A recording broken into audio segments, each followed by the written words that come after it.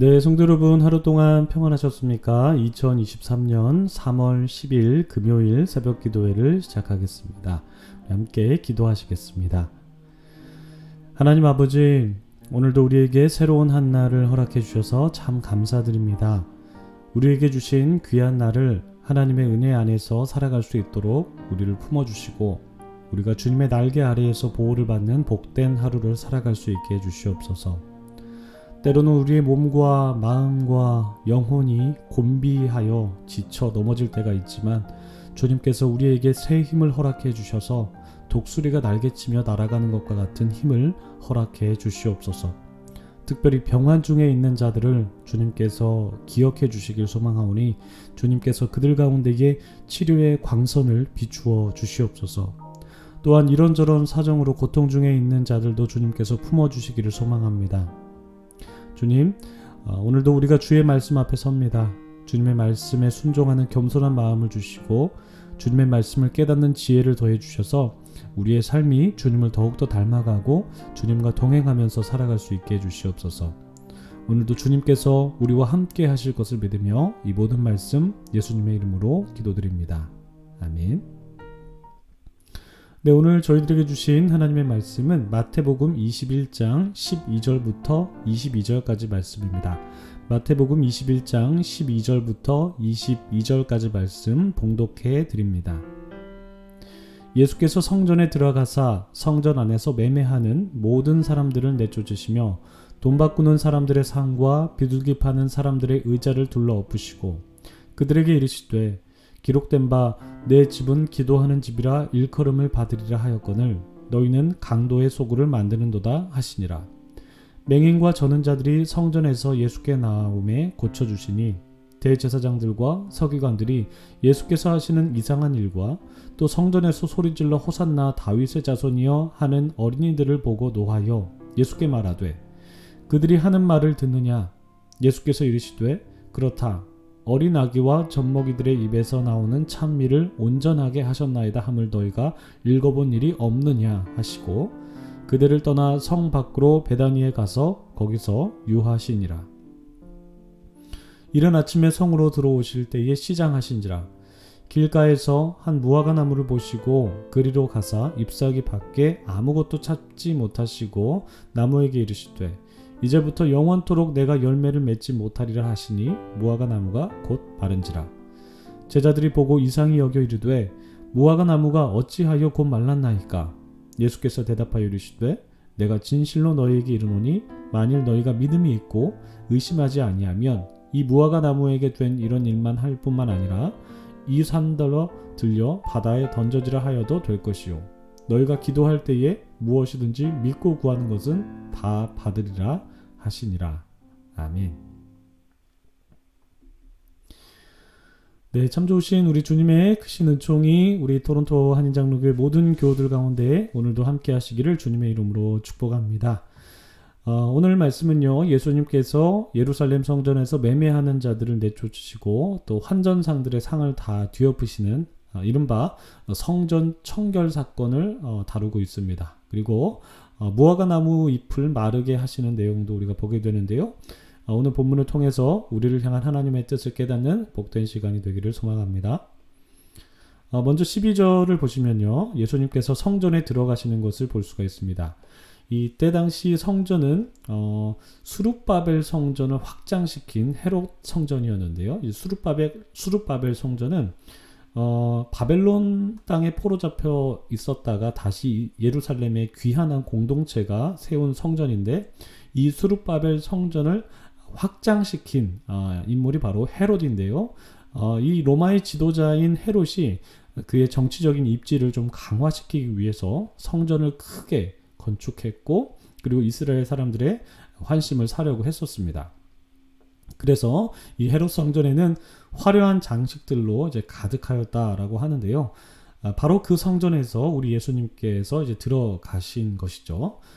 성전의 구조를 간략하게 조망을 해보면요, 성전 안에는 가장 먼저 이제 이방인의 뜰이 있습니다. 이방인이 갈 수 있는 뜰이 있고, 그리고 그 다음에는 이스라엘의 여성들이 들어갈 수 있는 여성의 뜰이 또 있고요. 또 그 안에는 이스라엘 남성들이 들어갈 수 있는 이스라엘의 뜰이 있고 또 들어가면은 제사장만 들어갈 수 있는 제사장의 뜰이 있습니다. 그러니까 철저하게 이 성전의 구조가 계급적인 구조로 되어 있었다는 것을 볼 수 있는데, 오늘 본문에 나오는 매매상들과 환전상들은 어디에 있었을까요? 성전 밖에 있었을까요? 아니면은 이방인의 뜰이 있었을까요? 어디에 있었을까요?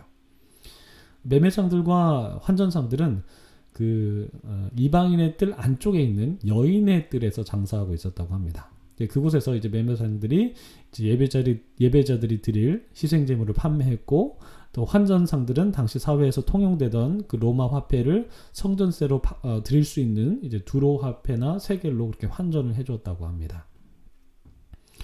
유대인들이 명절 되면은 성전에 많은 인파가 몰렸는데요. 이스라엘에는 크게 3대 절기라고 불리는 큰 명절이 있습니다. 6월절과 77절과 초막절이 바로 그 3대 절기인데, 이 절기가 되면 유대인들은 예루살렘 성전에 다 모여들어서 이제 절기를 지내는데요. 그 절기를 지낼 때 당연히 하나님께 예배를 드리죠. 하나님께 또 예물을 드리는데, 먼 곳에 거주하는 소위 말하는 이제 유대 디아스포라들은 이제 하나님께 드릴 예물을 준비하려면 이제 장거리를 이동해야 되기 때문에 하나님께 드릴 그 예물, 곧 이제 짐승들을 데리고 오면 오는 길에 또 병이 들 수도 있고, 또 짐승들의 몸이 상할 수도 있고, 또 그러다가 또 짐승들이 죽을 수도 있어서 이들은 이제 성전에서 하나님께 드릴 예물을 구입했습니다. 그러니까 마찬가지로 환전상들이 필요한 이유도 동일한데요. 이제 당시 사회에서 통용되던 화폐 중에는 로마 화폐도 있었었는데, 그 로마 화폐에는 가이사랴, 그러니까 로마 황제의 얼굴이 새겨져 있었기 때문에 그런 화폐로 하나님께 예물을 드리는 것은 이제 부정하다고 여겼기 때문에 이제 그런 로마 화폐를 두로 동전이나 아니면 이스라엘의 그런 화폐인 세겔과 같은 돈으로 환전을 해야만 했습니다. 그래서 이제 환전상이 필요했었던 건데요. 근데 문제는 이러한 상인들이나 또 이제 환전상들이 물건값을 또 너무 높게 책정해서 이익을 남겼고, 또 환전상들은 높은 환율을 적용해서 많은 이익을 남겼다는 것입니다. 그러니까 단순히 경제 논리에 의해서 수요가 많으니까 이제 공급이 안 돼서 가격을 높게 책정했다 이런 것이 아니라 부정하게 그들이 이익을 남겼다라는 것이 잘못이었다라는 것이죠. 그리고 이런 일들을 눈감아 주었던 유대 종교 지도자들에게도 이제 잘못이 있었다는 것이 보입니다.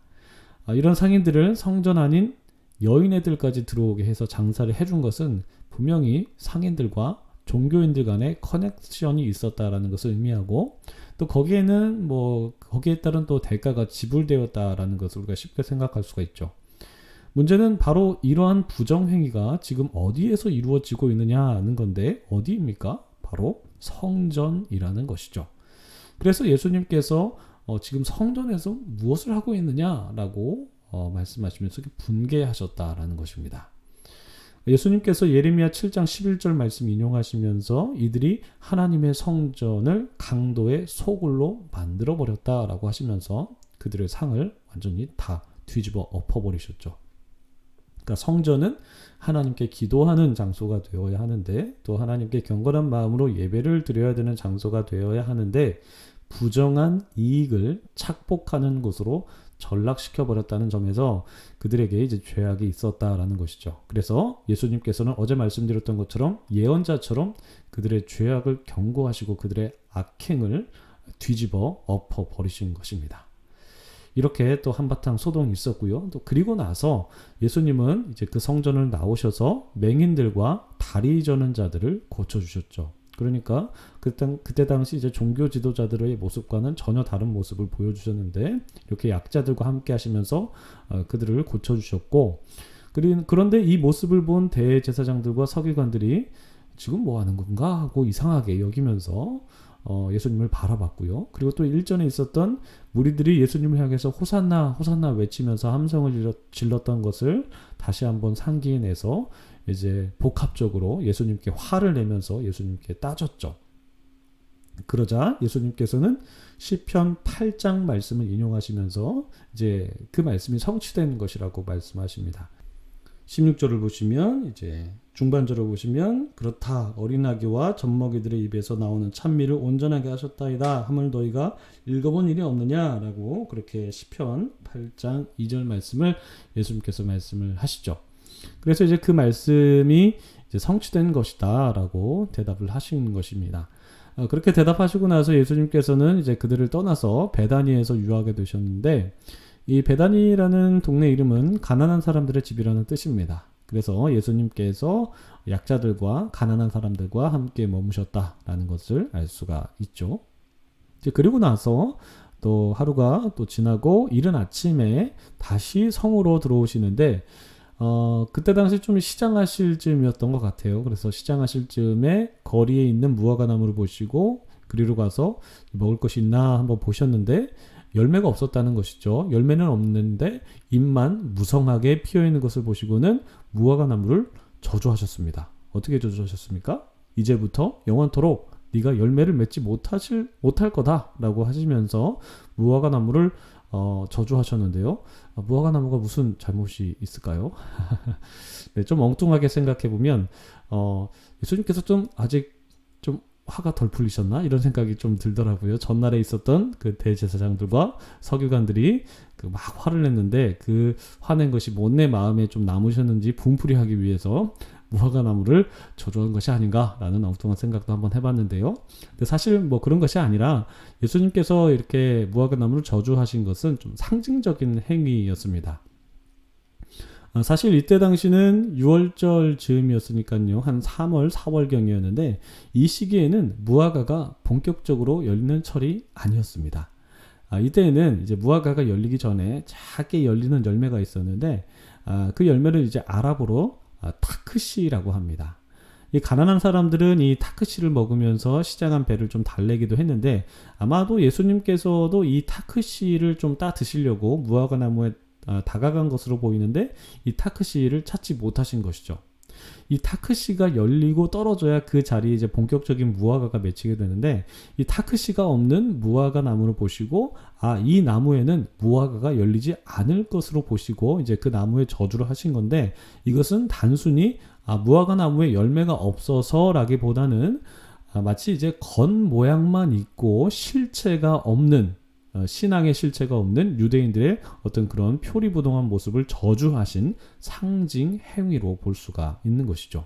그러니까 바리새인들이나 대제사장들과 같은 종교 지도자들이 타락한 모습을 지금 보여주지 않습니까? 이제 그런 모습을 보여줬고 그리고 또한 겉과 속이 다른 그런 표리부동한 모습을 보였기 때문에 이런 모습은 참 신앙과는 거리가 먼 그들의 모습이었다는 것이죠. 그래서 이제 그들의 행위를 보시고 상징 행위로서 무화과 나무를 저주하신 것이었습니다. 이렇게 이제 신기한 현상을 본 제자들이 어떻게 이런 일이 일어날 수 있습니까? 라고 아주 그렇게 질문을 했죠. 그러자 예수님께서 이 무화과 나무를 저주하신 그 목적을 말씀하시기보다 약간 주제를 비틀어서 믿음이 있는 기도에 관한 말씀을 해주십니다. 예수님께서 어떻게 말씀하셨습니까? 무엇이든지 의심하지 말고 믿고 구한다면 이 무화과 나무에게 된 이런 일뿐만 아니라 이 산더러 들려 바다에 던져지기까지 할 수 있어. 이렇게 말씀을 하시죠. 이 말씀은 일종의 과장법이라고 볼 수 있습니다. 이제 그 정도로 믿음을 갖고 기도하는 것이 참 놀라운 결과를 가져올 수 있다라고 이제 그런 과장법으로 예수님께서 이렇게 산더러 들려서 바다에 던져까지 할 수 있다 이렇게 말씀하신 건데 우리가 한번 맥락을 한번 생각해 보죠. 먼저 예수님께서 성전을 깨끗하게 하시고 성전에서 리더십이 있는 대제사장이나 바리새인들과 같은 종교 지도자들의 어떤 열매 없는 신앙생활을 저주하시는 상징 행위를 하셨고 그 이후에 믿음을 갖고 기도하는 것의 중요성에 대해서 말씀을 하셨는데 이것을 쭉 한번 생각해 보면 이제 성전에서 벌어지는 악한 일과 그리고 또 부정한 리더십에 대한 책망이 이어지다가 갑자기 믿음을 갖고 기도하는 것에 대해서 말씀하시는 것이 약간 좀 어색하게 들릴 수가 있을 것 같습니다. 그런데 이 믿음의 중요성을 말씀하시는 것을 좀 곰곰이 생각해 보면 우리가 앞서 이제 성전에서 벌어지는 악한 일들, 곧 이제 성전 체제에서 이루어지는 형식적인 것보다도 하나님을 신실하게 믿는 믿음으로 또 기도로 나아가는 것이 중요하다라고 결론적으로 그렇게 말씀하신 것이 아닐까, 이야기의 흐름이 그렇게 진행되는 것이 아닐까라는 생각이 듭니다. 그렇죠, 여러분. 우리의 믿음이 중요하고 우리는 그 믿음으로 말미암아 의롭다함을 여김을 받는 그런 하나님의 자녀이죠. 그 믿음은 형식적인 것이 아니라, 그리고 또 그 믿음을 이용해서 우리가 무슨 착복하는 것이 아니라 하나님을 향한 신실한 우리의 마음의 태도와 또한 열매 맺는 신앙일 것입니다. 이 열매 맺는다는 것은 결국 선한 행실을 한다는 건데요. 이렇게 우리가 우리의 마음과 또 행동이 하나님께서 기뻐 받으시는 산 제물이 되어야 한다라는 것을 우리가 말씀을 통해서 다시 한 번 더 깨닫게 되는 것 같습니다. 성전 안에서 착복하는 자들처럼 악을 행하는 것도 아니고, 또한 대제사장이나 종교 지도자들처럼 형식적이기만 해서도 안 되고, 또 열매 맺지 못하는 신앙이 아니라 또 하나님께 대한 확고한 믿음과 그 믿음으로 기도하고 삶에서 선한 열매를 맺어가는 것이 바로 우리 신앙의 진면목이다라고 그렇게 볼 수가 있겠습니다. 그래서 바라기는 우리 모든 토론토 한인장로 교회 교우분들께서 이러한 믿음을 소유하시기를 소망하고요. 하나님께서 기뻐하시는 마음과 행동으로 하나님께 영광 올려드리는 우리 모두가 되기를 기도합니다. 주님께서 원하시는 한 분 한 분 모든 분들이 다 되셔서 삶의 예배로 나 자신을 제물로 드리는 귀하고 복된 주님의 자녀들이 되시기를 주님의 이름으로 축복합니다. 오늘 말씀 생각하시면서 다시 한번 여러분 깊게 기도하시기를 바라고요. 또한 여러분들의 각자의 기도 제목을 놓고도 기도하시는 시간 갖도록 하겠습니다. 우리 함께 기도하시겠습니다.